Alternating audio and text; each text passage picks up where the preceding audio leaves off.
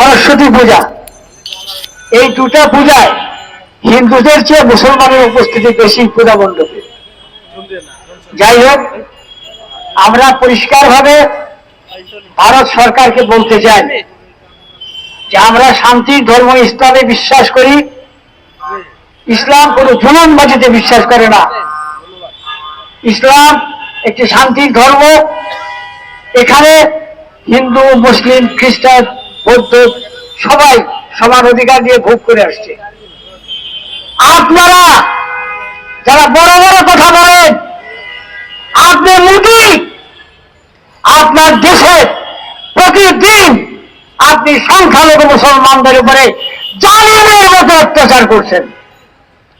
আজকে এই কালা কানুন, কালকে এই কালা কানুন, এই নিয়ম, এই হত্যা, এই মসজিদ ভাঙা, মাদ্রাসা ভাঙা প্রতিনিয়ত কাজে পড়ে রয়েছে ভারতে। আপনারা একটা সুযোগ পাইছেন, আপনাদের বড় সুযোগ নষ্ট হয়ে গেছে। আপনাদের লালিত, আপনাদের পালিত দাস দীর্ঘদিন দেশের ক্ষমতায় থেকে আপনাদের দেশের স্বাধীনতা সার্বভৌমত্ব বিলীন করে আপনাদের স্বার্থ রক্ষা করেছে। যেদিন ছাত্র জনতার উত্তাল আন্দোলনের মুখে সেই বটবৃক্ষ ধূলিসাৎ হয়ে গেছে, দেশ থেকে পালিয়ে আপনাদের আশ্রয় নিয়েছে, সেদিন থেকে আপনাদের ওটা শুরু। মনে হয় যে শেখ হাসিনার পতন নয়, মনে হয় যেন মোদির পতন হয়েছে।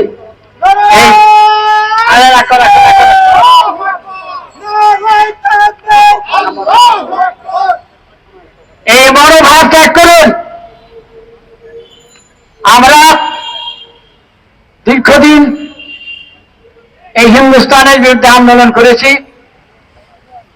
1757 সালে পলাশীর প্রান্তরে রায়দুর্লভ, রাজবল্লভ, অভিশাপ জগৎ শেখদের ষড়যন্ত্রের কবলে পড়ে বাংলার শেষ স্বাধীন নবাব সিরাজউদ্দৌলাকে আপনারা হত্যা করে বাংলার মুসলমানের স্বাধীনতা সূর্য স্থগিত করেছিলেন। 1906 সালে মুসলিম লীগ প্রতিষ্ঠা করে নওয়াব শাহ শরীফুল্লাহ বাহাদুর দীর্ঘ 41 বছরের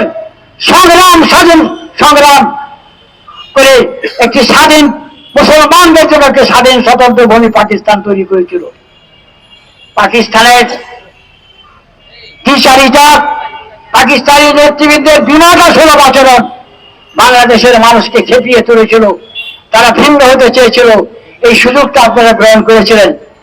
আর সেই সুযোগের আজকে মনে করেন, আপনারাই মনে করেন, আপনারা মাঝে মাঝে বলেন, মনে আছে আমার লেফটেন্যান্ট জেনারেল হলো না, দেশ স্বাধীন হওয়ার পরে বাংলাদেশে এসে বলেছিলেন আমরা তোমাদেরকে স্বাধীন করে দিয়েছিলাম। বাংলাদেশের সাংবাদিকরা প্রশ্ন করেছিল যে আমাদের বীর মুক্তিযুদ্ধ স্বাধীন করেছে। জেনারেল অরোরা খুব খুব অট্টহাসি এসে বলেছেন, হোয়াট মুক্তি? Of course there were some Mukti boys who used to carry our bags and luggage. এত অপমানজনক কথা বলেছে ওরা, আপনারা প্রতিবাদ করেন নাই। মুক্তিযুদ্ধ করেছে দেশের মানুষ, লাখো লাখো মানুষের রক্তের বিনিময়ে অর্জিত বাংলাদেশ আজকে কারো বাবার তালুকদারি নয়। স্পষ্টভাবে আমরা জানিয়ে দিতে চাই, বাংলাদেশের 18 কোটি মুসলমান এক ঐক্যবদ্ধ। শুধু বাংলাদেশ নয়, ভারতবর্ষ 33% মুসলমান, তারা আপনাদের অনাচার অত্যাচারে অতিষ্ঠ হয়ে গেছে। বেশি বাড়াবাড়ি না করে সঠিকভাবে চলুন। বাংলাদেশকে একটি স্বাধীন সার্বভৌম রাষ্ট্রের মর্যাদা দিয়ে সেভাবে কথা বলুন। প্রতিদিন আমরা আপনারা সীমান্তে আমাদের বাংলাদেশকে মানুষকে পাখির মতো গুলি করে মারেন। কালকেও আপনারা বঙ্গোপসাগর থেকে জেলেদের 2টি ট্রলার ধরে নিয়ে গেছেন। এই যে অনাচার, এই অনাচার সে অনাচারের সূচনা করেছিল শেখ হাসিনা, সেটা শেষ হয়ে গেছে, আপনাদের মাথা গরম হয়ে গেছে। আমরা আপনাদেরকে বলতে চাই, বাংলার মানুষ ঐক্যবদ্ধ। বাংলাদেশের স্বাধীনতা সার্বভৌমত্বের প্রশ্নে বাংলাদেশের প্রতিটি মানুষ সীমাও ছাড়ার ভূমিকা পালন করবে।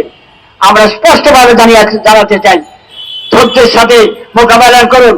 বর্তমান সরকারকে আমরা বলতে চাই, আমার আগে আমার বন্ধু জনাব আতিকুল ইসলাম সাহেব বলছেন যে চোখে চোখ রেখে কথা বলুন। ডাক্তার ইউনূস ডাক্তার ইউনূসের সরকার কোন নতজানু সরকার নয়, এটাই তাদের গাত্রদেহ। আমরা এই সরকারকে বলবো, অনতিবিলম্বে সমস্ত অরাজক পরিস্থিতি আপনার কন্ট্রোল করুন এবং দেশের সুষ্ঠু পরিস্থিতি ফিরিয়ে এনে একটি অবাধ এবং সুষ্ঠু নিরপেক্ষ নির্বাচনের ব্যবস্থা করুন। আমরা আপনাদেরকে বলতে চাই, না বললেই নয়, আমরা এই দেশের সব দলের সরকার দেখছি। আমাদের বাংলাদেশে যারা ক্ষমতায় এসেছেন তাদের সবাইকে বাংলাদেশের মানুষ চিনে। আপনারা ক্ষমতা থেকে কে কিভাবে নির্বাচন দিয়েছেন বাংলার মানুষ ভুলে নেই। কাজে একটি নিরপেক্ষ নির্বাচনের জন্য একটু ধৈর্য ধরতে হবে আপনাদেরকে, এবং সরকারকে বলি যথাশীঘ্র সম্ভব একটি সুষ্ঠু নির্বাচনের ব্যবস্থা করে আপনারা নির্বাচিত সরকারের কাছে ক্ষমতা হস্তান্তর করুন। আরেকটি কথা বর্তমান সরকারের কাছে বলতেছি, আপনারা এখনো স্বৈরাচারের দূষণরা বিভিন্ন সংস্থায়, সরকারি সংস্থায় চাবিকাঠির হাতে তাদের হাতে আছে। এগুলো খেয়াল করুন, দ্রব্যমূল্যের দাম কমিয়ে দিন, না হলে মানুষ আরো খেপে যাবে। মানুষকে খেপাবেন না। ক্ষমতায় এসছেন, আমরা আপনাদেরকে পছন্দ করি, আপনারা ক্ষমতায় থাকেন এবং সুষ্ঠু পরিবেশে একটি নির্বাচনের ব্যবস্থা করুন।